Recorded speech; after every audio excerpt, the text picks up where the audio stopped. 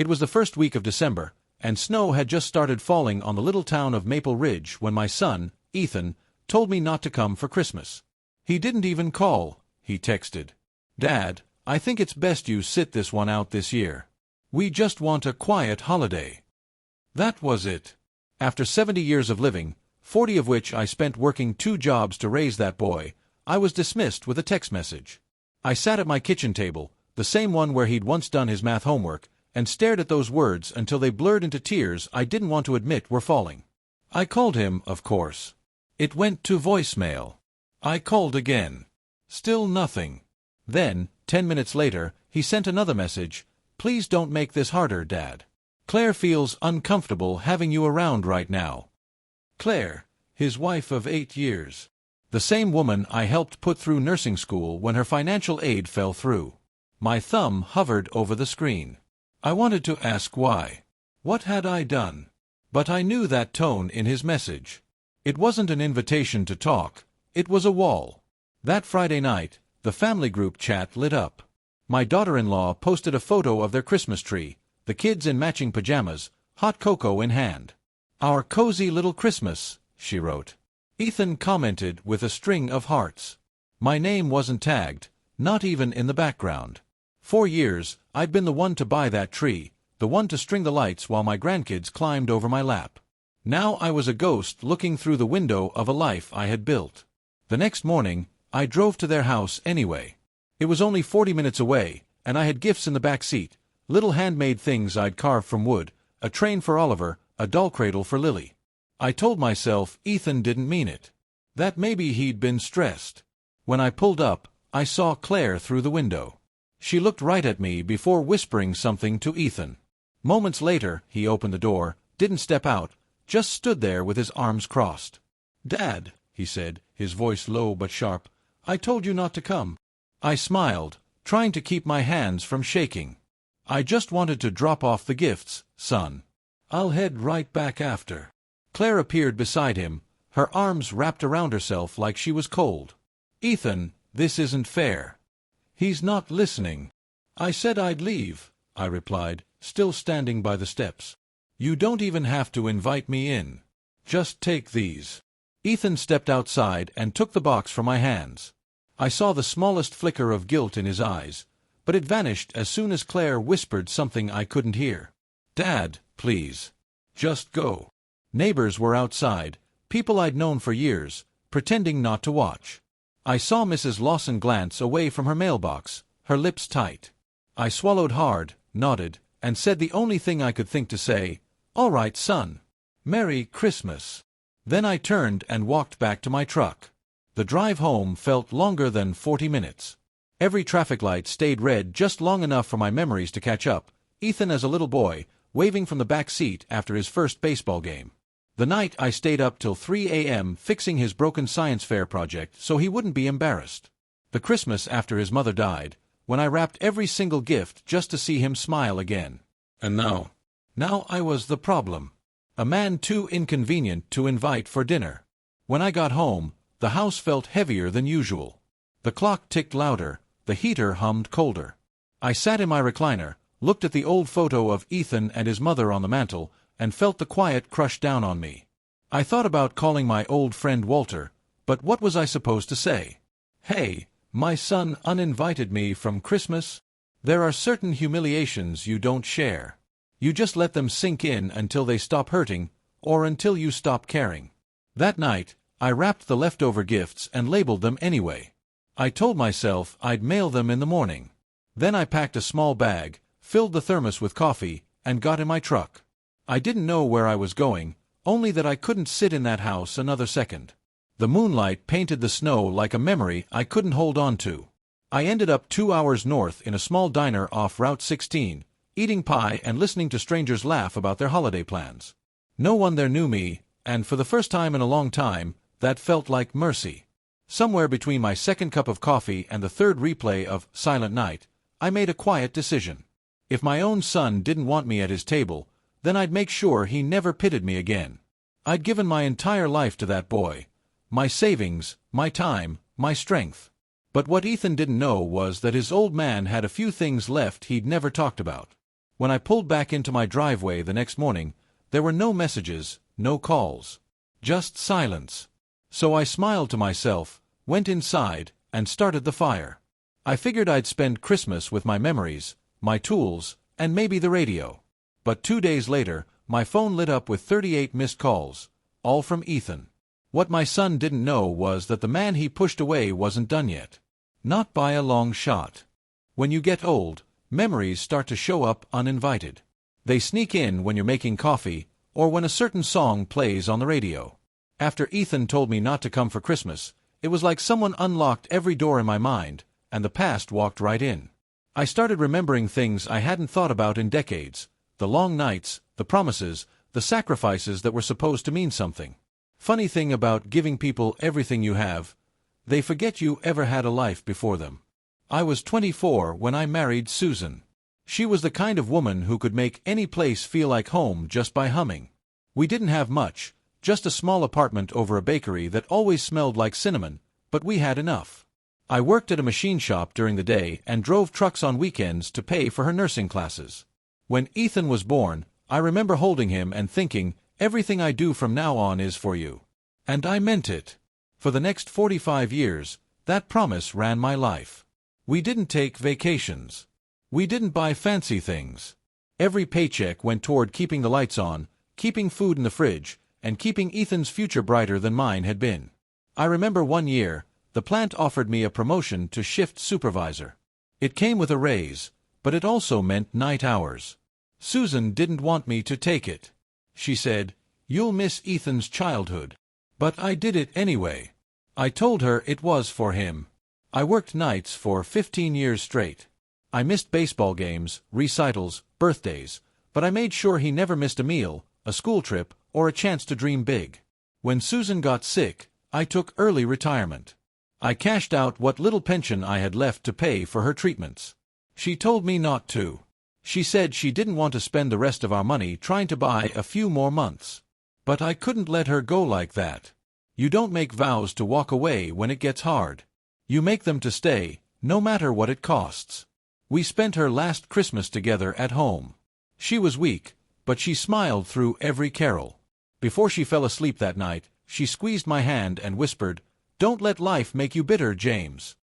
I promised her I wouldn't. After the funeral, it was just me and Ethan. He was 29, newly married to Claire, trying to build a life. I did what fathers do. I stepped back so he could stand on his own. I helped them buy their first home, co-signed the mortgage, paid for the down payment. I even gave them my truck when Ethan's old one broke down. I told him it was just a loaner, but deep down I knew I'd never get it back. Seeing him succeed was payment enough. Or so I thought. The first few years were good. They'd come over for dinner every Sunday. Claire would bring a pie, Ethan would fix something around the house, and the kids, Oliver and Lily, would run through the hallways laughing. I'd tell them stories about when their dad was little, about how he once tried to microwave a frog because he thought it needed warmth. Those nights made all the hard years worth it. But things started changing after Claire's mother moved in with them. She never liked me much, said I was too old-fashioned, that my way of talking to the kids was too stern. Suddenly, my advice became criticism. My presence became a burden. Ethan started calling less. Visits turned into phone calls. Phone calls turned into texts. I'd invite them over, and there was always a reason they couldn't come. The kids have soccer. Claire's working late. We're just too tired this week. I told myself they were just busy. But deep down, I knew the truth. I was being slowly erased. One memory at a time. What no one knew, not Ethan, not even Susan when she was alive, was that all those years I worked at the machine shop, I'd quietly built something else. My old friend Walter and I had started a small side business repairing and reselling industrial tools. He was good with numbers, I was good with my hands. We ran it out of his garage for years, paying taxes, keeping it legit. When Walter passed, he left me his share. I never touched the money. It just sat there, quietly growing, collecting interest, rolling into investments. When I retired, I transferred everything into a private account. The balance now, a little over $2.3 million. I never told Ethan. Not because I didn't trust him, but because I wanted him to stand on his own. Money changes people, and I didn't want that for him. I figured I'd leave it to him and the grandkids one day. Maybe set up a scholarship fund in Susan's name. That was the plan. But after that Christmas text, after that door closed in my face, I started wondering what all those years of quiet sacrifice had really bought me. Respect. Gratitude. No. Just silence. Sometimes, when I sit by the fire, I can still hear Susan's voice. Don't let life make you bitter. I try, but bitterness has a way of creeping in when the people you love forget you're human. I never wanted anything from Ethan. Not money, not attention, just a seat at the table. I wanted to watch my grandkids open presents. I wanted to feel like family. But maybe family isn't about blood. Maybe it's about loyalty. That night, after I saw those 38 missed calls, I didn't call him back. I just stared at the screen and thought about every year I'd spent putting him first. Every time I'd swallowed my pride, every insult I'd let slide. And then I thought about the account, the money no one knew about, and something inside me shifted. Maybe Susan was right.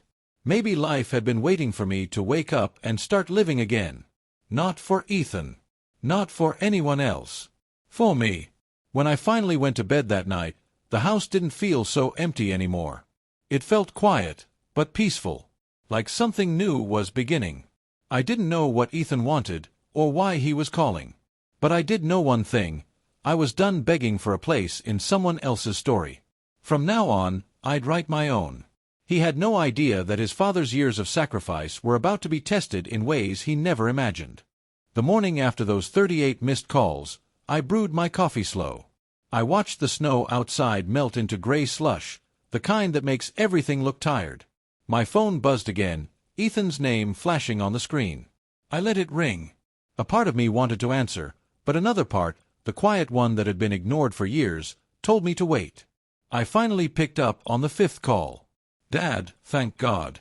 I've been calling you since yesterday," he said, his voice tight. "Why haven't you answered?" I took a sip of coffee. "Didn't seem like you wanted to talk 2 days ago." He sighed, frustrated. "Look, Claire feels awful about what happened. Things got out of hand. We didn't mean to hurt you." "Then what did you mean, Ethan?" I asked, my tone calm but steady. Because when you tell someone not to come for Christmas, it's hard to find another meaning in that. He hesitated. Claire just thought, well, after what happened at Thanksgiving.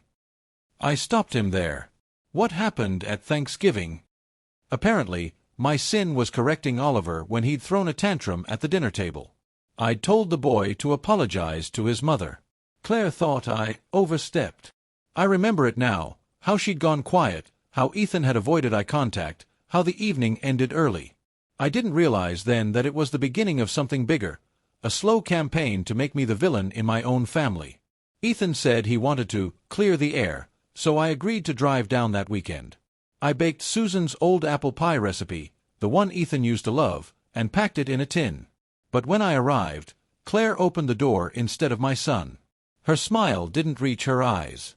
"Oh, you actually came," she said softly, like it was a surprise. "Ethan invited me," I said. "He's busy with the kids right now," she replied. "Come in, I guess." The house felt colder than it used to. There were photos everywhere, family trips, birthdays, Christmas mornings, but not one of me. It was like I'd been erased from their history. I set the pie on the counter. Claire didn't offer me coffee, didn't even look at me much.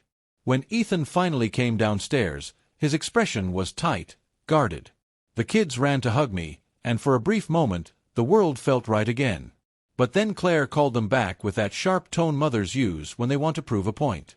"Give Grandpa some space, honey. Remember what we talked about." I saw confusion on Oliver's face. "But Mom, Grandpa didn't do anything." "Oliver," she said, her voice cutting. The boy went quiet. Ethan stepped in, trying to smooth it over. "Dad, let's sit outside for a bit, yeah?" We sat on the porch, the silence thick between us. He finally said, "Dad, you can't talk to the kids the way you used to talk to me. Times are different. They're more sensitive." I looked at him. Sensitive? Ethan, I told Oliver to apologize for throwing mashed potatoes at his sister. He rubbed his temples. You raised me tough, I know, but Claire's trying a different approach. You just come off as harsh sometimes. Harsh, I repeated, letting the word roll in my mouth like poison. You mean honest? He didn't answer. I realized then that he wasn't talking to me. He was repeating something Claire had already told him. The weeks after that visit got worse. When I texted, he'd reply hours later, sometimes not at all. I'd send photos of the kids' toys I'd fixed or a new birdhouse I'd built, and he'd respond with a thumbs-up emoji. A thumbs-up, like a stranger reacting to a post. Then one day, he called, asking if I could help out with a mortgage for a few months. Said things were tight.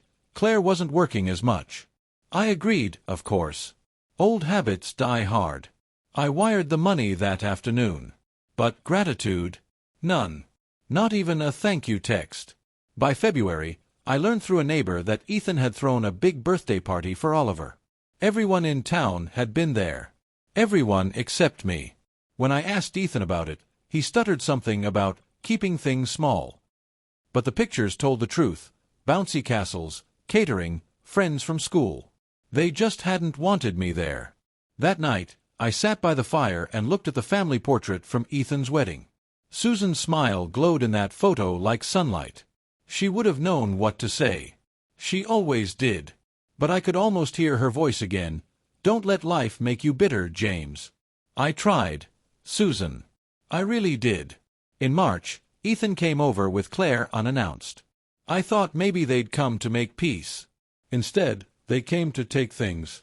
Claire wanted a few of Susan's old jewelry pieces, for Lily to have someday. Ethan didn't look at me when she said it. I told him I'd think about it, but Claire pressed harder. They're just collecting dust here, James. Wouldn't Susan want her granddaughter to have them? Her tone wasn't a question, it was an accusation. I realized then that I wasn't family anymore. I was a storage room they wanted to empty out. After they left, I sat in the silence again, my chest tight but my face calm. I wasn't angry, at least not in the way I used to be. It wasn't rage, it was realization. I'd spent years feeding their comfort while starving my own dignity. Every time I gave in, I made it easier for them to take more. A few weeks later, Ethan called again.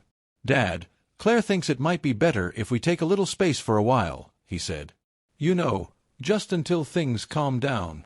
Space, I said, nodding though he couldn't see me. How much space are you thinking? He hesitated. Just, maybe we won't do the Sunday dinners anymore. And maybe hold off on visiting for a bit. I almost laughed. You already stopped visiting months ago, Ethan. He didn't respond. Just sighed and said, It's for the best, Dad. We love you, but things are complicated. Complicated, I repeated. That's what people say when they don't want to be honest. After the call, I didn't feel sad. I felt empty. But in that emptiness, something new took root, clarity. For the first time, I saw my family as they truly were. Not evil. Not cruel. Just comfortable with forgetting where they came from. It's a slow kind of pain when your own child rewrites your story while you're still alive. But as I sat there, staring at the embers, I realized something else. I had let it happen. I had given them permission to treat me this way by never standing up for myself. But that part of me, the quiet, patient, forgiving part, was starting to fade. Because I was done being everyone's doormat. It was time to remind them who they were dealing with. When a man spends 70 years listening more than he speaks, he learns the difference between silence and stupidity. Silence keeps you invisible, and invisibility lets you see everything. That's what I realized after Ethan told me we needed space. While he and Claire were busy rewriting the family narrative, I started paying attention to what they said, to what they didn't say, and to what they were trying so hard to hide. It started with a letter from the bank. One of those plain white envelopes that look harmless until you open them. It wasn't addressed to me, but to Ethan, sent to my house by mistake. I was on his old co-signed mortgage, so sometimes his mail slipped through. I almost tossed it in the trash, but something made me look. Inside was a notice of late payments, 3 months overdue.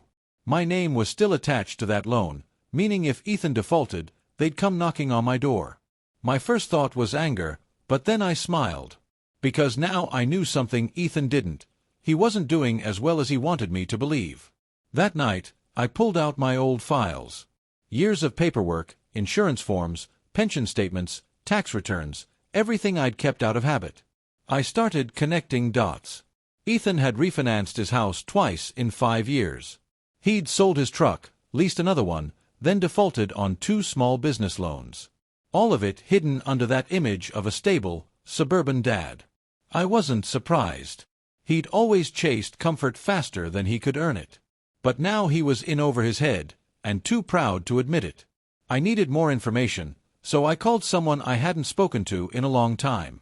His name was Victor Reynolds, a retired accountant I'd worked with back in my shop days. Victor owed me a favor from years ago when I'd helped his son get a job. He picked up on the second ring. "James. Been a long time, my friend," he said. "Too long," I replied. "Listen, Vic, I need a little help. Strictly private." "Private?" His tone sharpened. "You're not in trouble, are you?" "No. But my son might be." By the end of the week, Victor had sent me a quiet report. Nothing official, just numbers and patterns. Ethan's credit cards were maxed out. Claire's nursing license had been suspended temporarily last year for unfiled paperwork. They'd taken out a personal loan under her name to expand a home care business that never existed. Debt collectors had started circling. I sat at my kitchen table reading the report until my coffee went cold. Every line on that page was another truth my son had kept from me. I thought about the way Claire looked at me that day, cold, distant, superior, and it hit me, the embarrassment she felt having me around wasn't about family tension. It was about exposure. I reminded her of the stability they didn't have. The next day, I drove down to Maple Ridge, not to see Ethan, but to visit the old lawyer who had helped me with Susan's estate. His name was Martin Hale, a kind man with sharp eyes. He still owed me a favor, too. I told him I wanted to update my will. He smiled politely, pulled out his notepad, and asked who I wanted to include. "My son," I said, "but not directly. I want everything put in trust for my grandkids. Oliver and Lily. They get the principal when they're 25. Until then, the funds go toward their education. Ethan can't touch it, not $1. Martin raised an eyebrow. "You're serious about this, James?" "As serious as a man who's learned what happens when you give too much," I said. He nodded slowly. "All right. I'll draft it up." Before leaving, I asked him for one more thing. "If you hear of any legal trouble around the name Ethan Granger, any liens, collections, property filings, I want to know." He gave a knowing smile. "Protecting yourself or teaching a lesson?" "Maybe both." Back home, I started making quiet moves. I transferred a portion of my savings, enough to make noise if someone ever came looking, into an untouchable account. Then I liquidated some old investments I'd forgotten about. I didn't do it out of spite. I did it because I knew what was coming. People like Ethan and Claire, when cornered, always look for someone to save them. And I wasn't going to be that someone anymore. A week later, Claire called me. Her voice was sugar-coated with panic. "Hi, James. How are you? We've been meaning to check in."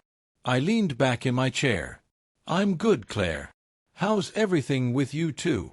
"Oh, busy," she said, trying to sound casual. "Actually, there's something we wanted to ask.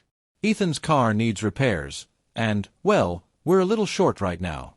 We thought maybe you could help out, just a small loan." There it was, the ask. Always wrapped in politeness, always labeled temporary. I let a pause stretch long enough for her to feel it. "Claire," I said, "I'd love to help, but things are a little complicated on my end." Her tone shifted instantly. "Complicated? What does that mean?" "Exactly what it sounds like," I said. "Sometimes life changes. People change. Priorities shift." She didn't like that answer. "Ethan's going to be very disappointed." "I'm sure he will," I replied. "But maybe disappointment builds character." That night, Ethan called me himself. "Dad, what's going on?" Claire said you refused to help. I didn't refuse, I said. I just decided to stop financing bad decisions. Bad decisions? His voice rose. You think I'm some kind of failure? I think, I said calmly, that you've been living like money grows on guilt. And I've run out of guilt. He was silent for a long moment. Then, quietly, you've changed, Dad. No, I said. I've just stopped pretending not to see. After that call, things went quiet again. But not peaceful, just the kind of silence that hums before a storm. Ethan stopped reaching out completely, which told me he was scrambling. I knew what would come next: excuses, blame, manipulation. The usual dance of desperation. Over the next month, I gathered more pieces of the puzzle. Ethan had borrowed money from 2 friends and never paid them back. He'd maxed out a credit card in Claire's name to cover private school tuition. He'd even dipped into his kids' college fund. Every discovery hurt, but it also cleared the fog from my eyes. My son wasn't just lost.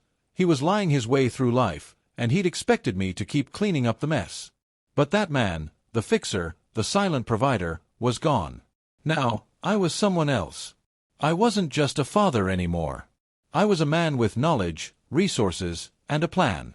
I'd spent decades working for others, keeping peace, swallowing pride. But now I was ready to remind everyone that kindness is not weakness, and that sometimes the quietest man in the room is the one holding all the cards. Armed with this information, I was ready to teach everyone a lesson they'd never forget. There's a kind of peace that comes after heartbreak, the kind that feels like standing in the eye of a storm. That's where I was. I'd already lost my son, my dignity, and my place at his table. So there was nothing left for them to take from me. That's when a man becomes dangerous, when he has nothing left to lose, and nothing left to prove. I started small, quietly, like any craftsman testing the weight of his tools before starting a job. I knew Ethan's weaknesses: pride, money, and reputation. He'd built his whole adult life on those 3 fragile legs. All I had to do was nudge one, and the rest would crumble. First, I paid a visit to the local bank. The same one where Ethan had once bragged about getting his first mortgage. The manager, a woman named Ruth, still remembered me. "Mr. Granger," she said warmly, "it's been ages. How's retirement treating you?" I smiled. Better than some, worse than others. I told her I needed to close an old joint account, one Ethan and I had opened when he was in college. It had been dormant for years, but my name was still primary. I transferred the small balance into my own account and asked for written confirmation. Ruth, a kind woman but curious by nature, glanced over her glasses. "Everything all right between you and your boy?" "Let's just say," I replied, "some lessons take longer to learn than others." What I didn't tell her was that I wasn't closing the account for the money. I was closing it for the record. Ethan still thought that account existed. He'd probably been planning to use my signature as collateral, again. I was pulling the rug before he even stepped on it. Next, I made a call to Victor, my old accountant friend. "Vic," I said, "I need you to quietly flag any inquiries tied to my name. Loans, credit checks, anything. If someone tries to use my details, I want to know." "You think your boy might try something?" he asked. "I think he already has," I replied. "This time I want to see it coming." By the end of the week, Victor had confirmed my suspicion. Someone had run a soft credit check under my name. A pre-approval inquiry, as they call it. That only happens when someone's preparing to apply for credit. Ethan was trying to open a line in my name again, probably desperate to float his debts. That's when I set the first real trap. I called Martin Hale, my lawyer, and told him to file a small claim, an official record showing that Ethan Granger owed me money. The amount didn't matter. What mattered was that it went into the public registry.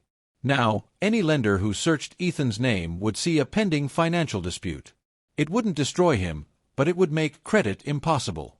A small, invisible cage built entirely out of his own past mistakes. Then I went after the second leg, reputation.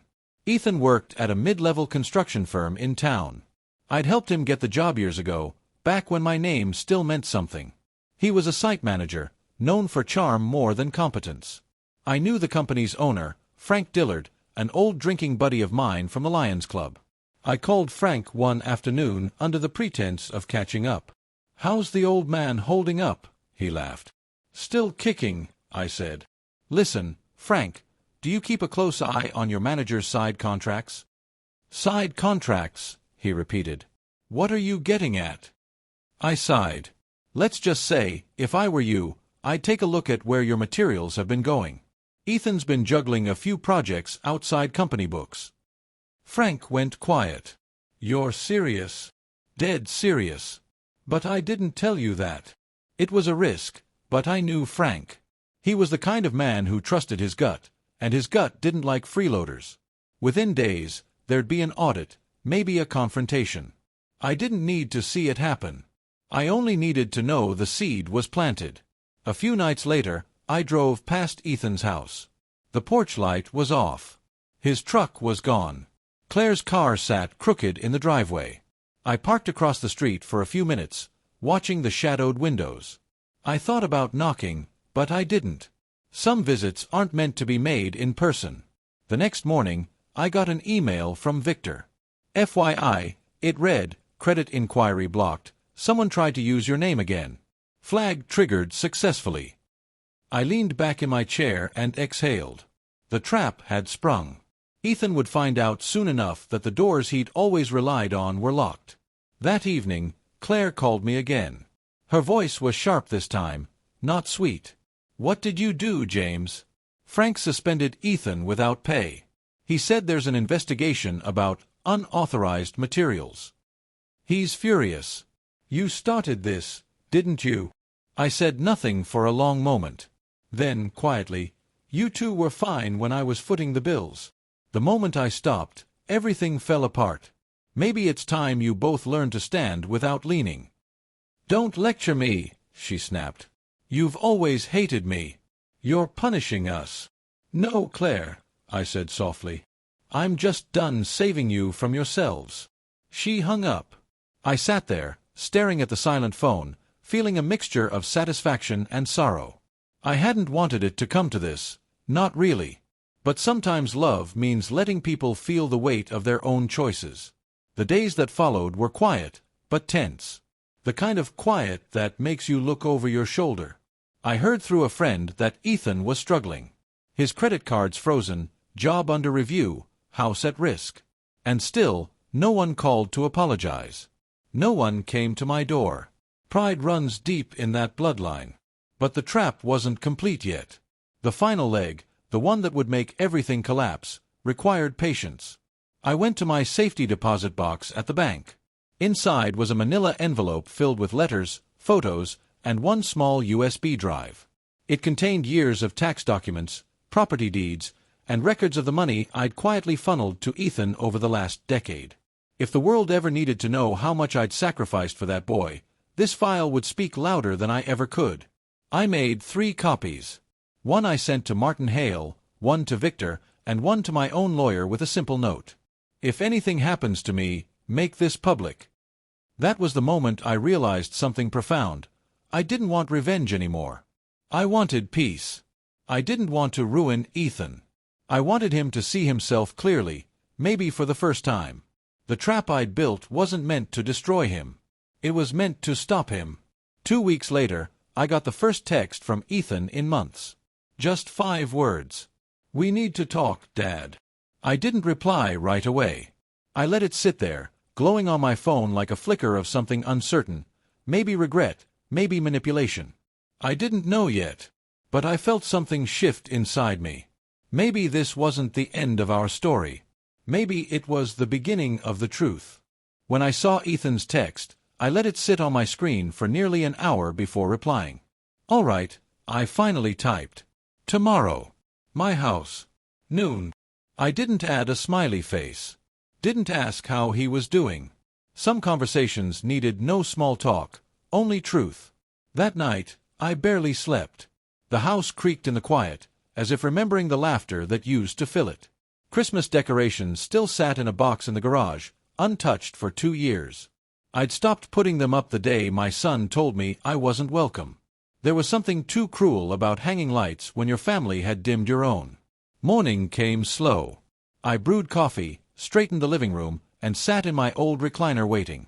The air smelled like pine cleaner and regret. At exactly noon, Ethan's truck pulled into the driveway. He didn't rush to the door like a son coming home. He walked slowly, shoulders heavy, like a man marching toward judgment. When I opened the door, he froze. We just looked at each other. His face was thinner, eyes shadowed. The confident grin he used to wear, the one that made him seem 10 feet tall even when he was wrong, was gone. "Dad," he said finally. His voice cracked. "Come in," I replied, stepping aside. He walked in, scanning the room as if expecting to find someone else there. His eyes landed on the family photos I'd set out deliberately. Him at 10 with a baseball glove, him at graduation, him holding baby Claire. They were reminders, not decorations. "Coffee?" I asked. He shook his head. "I just need to understand what you did." I nodded and sat down across from him. "Go on." He rubbed his temples. "You called Frank. You got me suspended. You shut down accounts. You ruined everything." His voice broke halfway through. "Why would you do that to your own son?" I leaned forward. "Because you stopped acting like one." He flinched. I didn't raise my voice. I didn't need to. The words landed heavy enough. "I've bailed you out more times than I can count," I continued. "Paid your debts, fixed your messes, even let you humiliate me in front of your wife and kids because I thought keeping peace was better than losing you. But you mistook my kindness for weakness, Ethan. That ends now." He stared at the floor. "You don't understand what I've been dealing with." "Try me," I said. He hesitated. "Claire's parents cut us off. Her business went under. The house." I cut him off. "So you thought I was a bank account, not a father." "That's not fair," he shot back, his tone rising. "You think money fixes everything, but it doesn't. You were never around when Mom died. You buried yourself in work. You missed birthdays, ball games." I felt the words sting like acid. He wasn't entirely wrong. I had missed things. I'd worked overtime to give him the life I never had. But he'd never once looked past the absence to see the intention. "I did all that so you wouldn't struggle," I said softly. "So you'd have choices. I worked until my hands shook just to make sure you never had to worry about rent or food or college. I thought that was love." He looked up, eyes glassy. "Then why punish me now?" "Because you stopped respecting it," I said. "Because you forgot where it all came from." Silence filled the room. Outside, wind rattled the branches against the window, like the world itself was listening. After a while, I stood up and walked to my desk. From the drawer, I pulled out a small envelope and placed it in front of him. "You want to know what I did?" I said. "This is it."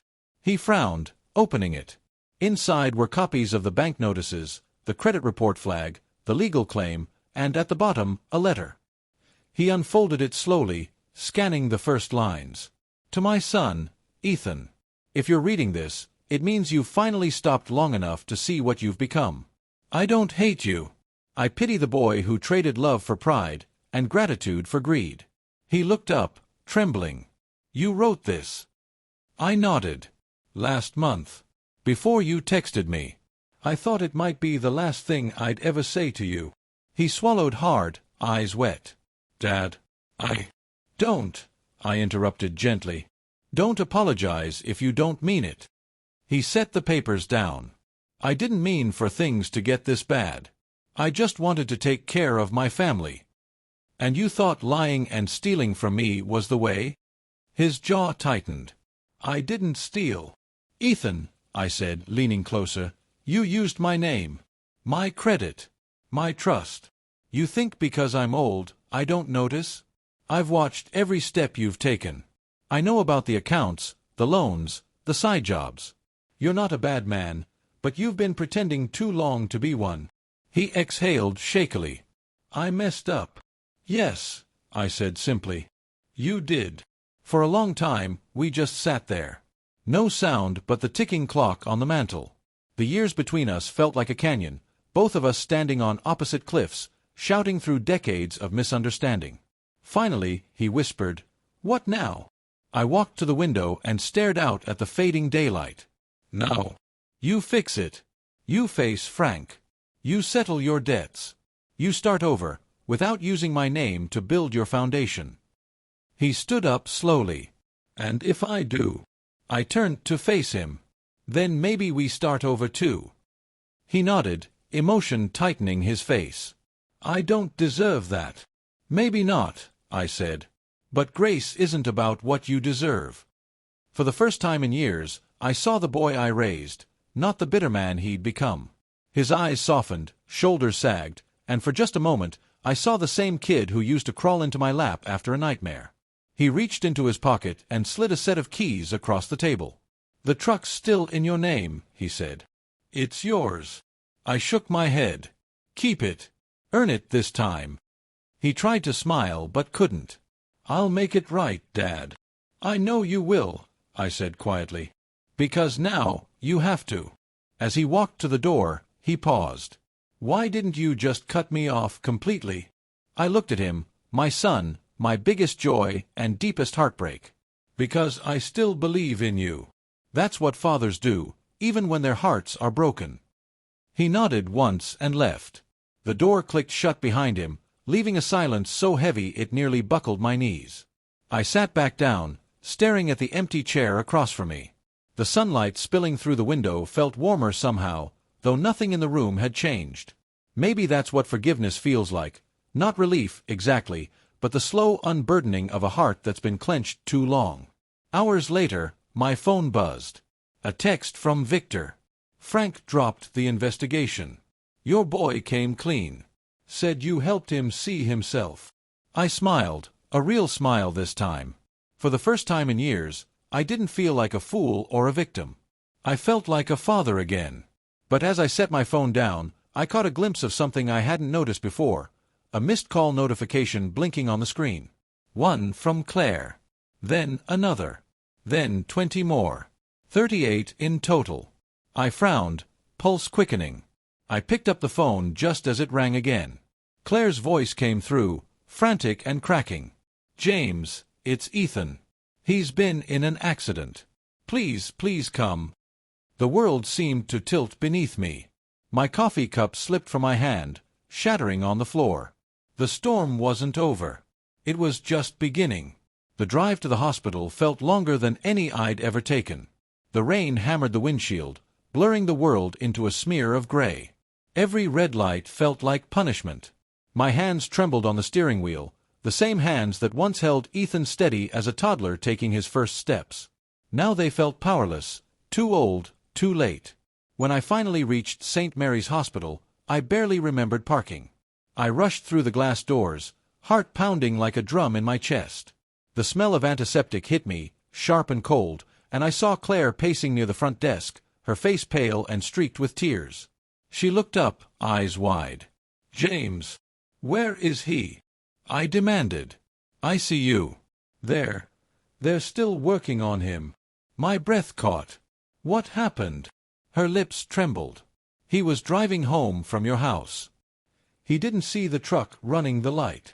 She covered her mouth with a shaking hand. "He was trying to call you again when it happened." The words hit me harder than any punch could. My knees nearly buckled, and I had to grip the counter to stay upright. "I should have gone after him," I muttered. Claire shook her head. "You couldn't have known. But guilt doesn't care about logic. It crawls under your skin and whispers that every second you stayed silent was one more chance you could have saved someone." A nurse appeared, calling Claire's name. "He's out of surgery. He's stable for now. You can see him, but only family." Claire turned to me, hesitant. "They said only family." I met her eyes. "I am family." She nodded quickly. "Of course you are. Come on." We followed the nurse down a corridor that seemed to stretch for miles. The steady beeping of machines echoed in the distance, a grim reminder that life can hang by the thinnest of wires. When we entered Ethan's room, I stopped cold. He lay there beneath white sheets, tubes running from his arms, a bandage around his head. My son, my proud, stubborn boy, looked small for the first time in his life. Claire sobbed softly at his bedside, clutching his hand. I just stood there, unable to move. Memories flooded me, teaching him to ride a bike, watching him graduate, standing beside him at his wedding. All the times I thought I'd failed him suddenly felt like chapters in a story neither of us knew how to end. I stepped closer, reaching out to touch his shoulder. His skin felt warm, alive. "You're still here," I whispered. His eyelids fluttered but didn't open. Claire looked up at me. "They said he'll wake up soon. They're optimistic." I nodded, though my chest still ached. "Good." For a long time, we sat in silence, the rhythmic beep of the monitor the only sound between us. Claire wiped her eyes. "He told me before he left the house that he wanted to fix things with you. He said he was tired of pretending everything was fine." I swallowed hard. "He meant it." She gave a faint smile. "I think he finally saw what you were trying to teach him." Hours passed. Doctors came and went. Claire dozed off in the chair beside the bed, her hand still clasped around his. I sat on the other side, staring at Ethan, my thoughts a storm I couldn't quiet. At some point, the door creaked open. It was Martin Hale, my lawyer, looking somber in his dark coat. "I heard," he said quietly. "How is he?" "Alive," I said. "For now." He nodded. "I came because there's something you should know. The file you left with me, your contingency letter? It was accessed this morning." I frowned. "By who?" "Your accountant friend, Victor. He called to confirm you were all right. Said he'd gotten an automated alert." I exhaled. "Good. That means the system works." Martin hesitated. "James, you wanted that file released if something happened to you. Do you still want it active?" I looked at Ethan, lying helpless in that bed. The man who had betrayed me, hated me, but had also once been my greatest pride. "No," I said finally. "Deactivate it. I don't want revenge hanging over him if I'm gone. That's not the legacy I want to leave." Martin smiled faintly. "You're a better man than most." "No," I said. "Just a father trying to get it right before time runs out." He nodded and left. When I turned back, Ethan's eyes were open. Barely, but they were open. "Hey," I said softly, leaning in. He blinked slowly, his voice rough and weak. "Dad, I'm here." He swallowed hard. "I didn't mean for any of it. I was scared." "I know." His hand twitched weakly in mine. "You were right. About everything." I shook my head. "Doesn't matter now. What matters is you get better. You've got a second chance. Don't waste it." Tears slid down his cheeks. "I don't deserve one." I squeezed his hand gently. "Maybe not. But you've got one anyway." He closed his eyes again, whispering, "Thank you." And for the first time since this whole mess began, I felt peace. Real peace. A few weeks later, Ethan was discharged. The road to recovery was long. Broken ribs, therapy, lost job, but he was alive, and that was enough.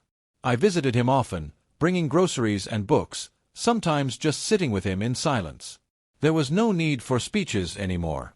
The air between us had cleared in ways words couldn't touch. One afternoon, as I was leaving his house, he stopped me at the door. "Dad." "Yeah." He handed me an envelope. "It's a check. Everything I owe you. Every cent. I'm not keeping any of it hanging over us." I took the envelope but didn't open it. "You don't owe me money, Ethan. You owe me change. Keep that promise instead." He nodded. "I will." Behind him, Claire stepped forward, her eyes softer than they'd ever been. "I'm sorry too, James. For everything. I judged you unfairly." I smiled faintly. "You just believed what you saw. But sometimes, people see only what they want to." She nodded, tears welling up. "We'd like you to come for dinner next Sunday. The kids miss you." I hesitated for a moment, feeling a lump rise in my throat. "I'd like that," I said finally. That Sunday, I walked into their house for the first time in years. The table was set, laughter filled the air, and for a moment, it almost felt like old times. The grandkids ran up, wrapping their arms around my legs. "Grandpa, you came." I knelt, smiling. "Wouldn't miss it for the world." Ethan stood beside me, a quiet gratitude in his eyes. "Merry Christmas, Dad." I looked around, at the family, the warmth, the light, and realized this was the true reckoning. Not the pain, not the punishment, but the forgiveness that followed. I raised my glass and said, "To second chances, and to learning that sometimes the hardest way to love someone is to make them face who they've become." Everyone lifted their glasses. The clinking sound felt like a door closing on years of regret. As dinner went on, I caught myself smiling at small things, the sound of forks against plates, the kids arguing over cookies, Claire laughing. For the first time in a long while, I felt like I belonged again. When I left that night, Ethan walked me to my car. The air was crisp, stars bright overhead. "Dad," he said quietly, "you were right. Quiet strength really can move mountains." I looked at him and smiled. "And now you know how to climb them." He nodded. "I love you." "I know," I said. "I love you too." As I drove home, I realized something. Forgiveness isn't weakness. It's the final act of power, the one that turns pain into peace. The reckoning wasn't about destroying my son. It was about saving him. And maybe, in the process, saving myself too. It's strange how peace can sneak up on you, quiet, steady, and soft as morning light after a long storm. 3 months had passed since the accident. Winter had melted into early spring, and the air carried that familiar scent of renewal. The snow that once covered my lawn was gone, replaced by the stubborn shoots of grass and the faint hum of robins returning. I stood on the porch with a mug of coffee in hand, watching the sunrise. The same porch where I'd once sat alone on Christmas Eve, wondering how my life had turned into an echo of what it used to be. Now, the silence felt different. Not empty, just calm. I'd seen Ethan every week since he got home from the hospital. He was healing, not just physically, but in spirit. He'd started working with a small construction crew in town, this time as an employee, not a manager. "Feels good to earn it honest," he told me one afternoon, his voice steady, proud in a way I hadn't heard in years. Claire had changed too. She'd taken up part-time work at the local library, and though her sharpness hadn't completely faded, she'd softened around the edges. She greeted me now with real warmth, not the tight-lipped civility she once reserved for family dinners. Even the grandkids seemed to sense the difference. They ran toward me every Sunday, arms wide, shouting, "Grandpa James!" as if making up for all the Christmases we'd missed.